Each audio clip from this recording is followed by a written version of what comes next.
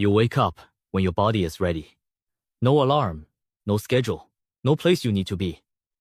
The air is cool and smells like earth and wood smoke. The people around you are still breathing slowly, bodies curled close together on animal skins. Outside, the sky is shifting from black to deep blue. A bird calls once, then silence. For roughly 300,000 years, this was how every human being on the planet woke up. Not to a phone screen, not to a buzzing alarm, not to the dread of a calendar packed with obligations. Just light, just sound, just your body, deciding for itself that it was done. You have forgotten how to do this. Almost everyone alive today has. Sleep is the most universal human experience. Every person who has ever lived has done it. And yet in the last 100 years of blinking evolutionary time, we have dismantled the entire architecture of how our species is supposed to rest. To understand what we lost, you have to go back. Not to ancient Rome, not to medieval Europe. All the way back to the people your body still thinks you are. Jerome Siegel is a sleep researcher at UCLA. In 2015, he and his team published a study in Current Biology that changed how scientists think about ancestral sleep. Instead of guessing, they did something almost no one had tried before. They attached wrist monitors to 3 groups of modern hunter-gatherers: the Hadza of Tanzania, the San of Namibia, and the Tsimane of Bolivia. People still living without electricity, without artificial light, without alarm clocks. They tracked their sleep for months. What they found shattered the assumption that ancient humans slept more than we do. They didn't. The average sleep duration across all 3 groups was between 5.7 and 7.1 hours per night, not the 8 to 10 hours many researchers had assumed hunter-gatherers must have gotten. Less, in some cases, than the average modern office worker. But here is the crucial difference. It wasn't the quantity of their sleep that set them apart. It was the quality and the timing and what sleep actually meant inside the rhythm of their lives. Your ancestors did not go to bed at 10 p.m. and wake at 6 a.m. They followed temperature. Siegel's team found that hunter-gatherers consistently fell asleep several hours after sunset, not immediately when it got dark, and woke before or around sunrise. Their sleep onset tracked the falling temperature of the evening, not the absence of light.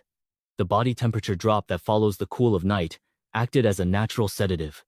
They were not fighting their biology. They were riding it. You have almost certainly experienced this. A cool bedroom helps you fall asleep. A warm room keeps you awake. That is not a preference. That is a 300,000-year-old instruction still running in your nervous system. So let's reconstruct a night. The fire is burning low.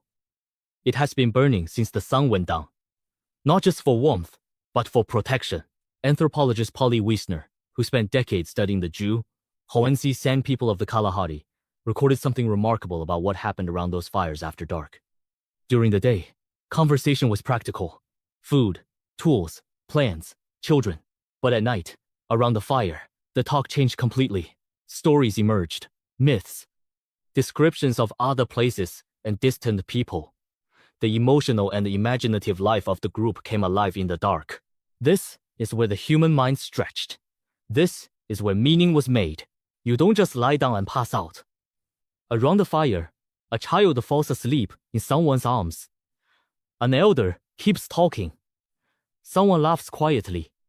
One by one, bodies settle onto the ground, onto skins, onto each other. Sleep is not a solitary event. It is social. It is communal. There is almost no concept in the hunter-gatherer band of going to sleep alone in the sealed room, in the dark, in silence. That arrangement, the one most modern adults live inside every night, is among the strangest sleeping conditions any human has ever experienced. Roger Ekirch, a historian at Virginia Tech, spent 2 decades researching pre-industrial sleep in Europe and came to a conclusion that stunned the historical community. Before the widespread adoption of artificial lighting, most humans in the Western world did not sleep in one long continuous block. They slept in 2 distinct phases, separated by an hour or 2 of quiet wakefulness in the middle of the night. Ekirch found references to this pattern in hundreds of historical texts, court records, medical manuals, and diaries language like first sleep and second sleep. Appearing so commonly, it had clearly been the unquestioned norm. People would wake after 4 or 5 hours, lie quietly, pray, have sex, think, sometimes get up and visit a neighbor, and then fall back into a second lighter sleep until morning. This is not insomnia. This is the human default. And it may still be your default, suppressed by artificial light and social pressure. Sleep researcher Thomas Wehr at the National Institute of Mental Health ran an experiment in the 1990s in which he removed artificial light from volunteers' evenings. Within weeks, almost all of them spontaneously shifted into a two-phase sleep pattern. First sleep, a period of calm wakefulness. Then second sleep. Their bodies had been waiting to return to this rhythm all along. Your ancestors also napped.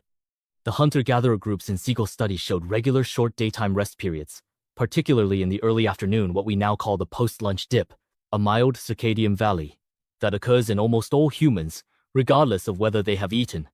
In hot climates, this rest was longer. The Hadza, living near the equator in Tanzania, would often rest in the shade during the hottest hours of the day and extend their activity into the cooler evening. Their sleep was not a single block separated from the rest of life. It was woven through the day, like breathing. You feel this. The 2 p.m. fog you fight at your desk. The pull toward horizontal. You fight it because your culture tells you productivity cannot be interrupted. Your body disagrees. Here is the twist almost no one expects. Ancient humans were almost certainly less tired than you are. Not because they slept more. Because their sleep was uninterrupted by light. Because they were not looking at a glowing screen an hour before they closed their eyes. Because they were not flooded with cortisol and adrenaline from a news cycle designed to terrify them. Because they fell asleep by firelight, which produces light on the warm red end of the spectrum, almost no blue light, meaning their melatonin was never suppressed at night. The hormone that tells your body to sleep could do its job completely and without interference. The blue light pouring from your phone at 11 p.m. tells your brain it is midday. Your melatonin crashes. You lie down, but your nervous system thinks the sun is still up. You get 7 hours of sleep that does not restore you the way 5 hours by a campfire once did. Matthew Walker, a neuroscientist at UC Berkeley, and author of research on sleep deprivation, has argued that modern humans are experiencing a sleep loss epidemic without precedent in our evolutionary history, and that the consequences are accumulating invisibly in our bodies. Immune suppression, hormonal disruption, cognitive decline. The list is long. Your ancestors did not have this problem. They had cold air, darkness, fire, and the people they trusted close enough to touch. They also had something else, something that sleep researchers are only beginning to take seriously. They had no anxiety about sleep itself. One of the most destabilizing features of modern insomnia is not the sleeplessness, it is the fear of the sleeplessness. You lie awake watching the clock, calculating how many hours remain, catastrophizing about tomorrow. This metacognitive panic about not sleeping makes not sleeping dramatically worse. It is a loop that did not exist for your ancestors, because they did not have clocks, and because their two-phase sleep pattern meant that waking in the middle of the night was not a failure. It was just Tuesday. Siegel's hunter-gatherer subjects almost never reported insomnia despite sleeping in ways that would terrify a modern sleep coach. They slept on the ground. They slept in shifting temperatures. They woke when dogs barked or children cried, and they woke up fine. The ground itself may have mattered. Sleeping on a flat, firm surface keeps the spine aligned in ways that elevated mattresses can disrupt. Many traditional cultures in Japan, in parts of Africa and South America, still sleep on thin mats on hard floors. Back pain, which plagues a third of the modern world, was almost absent from the skeletal records of hunter-gatherers. The bones of our ancestors show almost no evidence of the spinal degeneration that now fills orthopedic waiting rooms. So where does this leave you? You cannot sleep by a campfire every night. You cannot remove electricity from your home or ask your coworkers to let you nap at 2 p.m. or stop checking your phone. The world you live in was not built around your biology. It was built around productivity, and your sleep is what gets sold off to pay for it. But you can close the gap. Cool your bedroom. Dim the lights an hour before you sleep. Understand that waking in the middle of the night is not a malfunction. It may be the most ancient human thing you do all day. Let yourself rest in the afternoon if your body asks. And when you wake up before the alarm has gone off, before the day has claimed you, lying in the quiet dark, that is not wasted time. That is 300,000 years of intelligence still running. You wake up when your body is ready. For most of human history, that was the only alarm that mattered.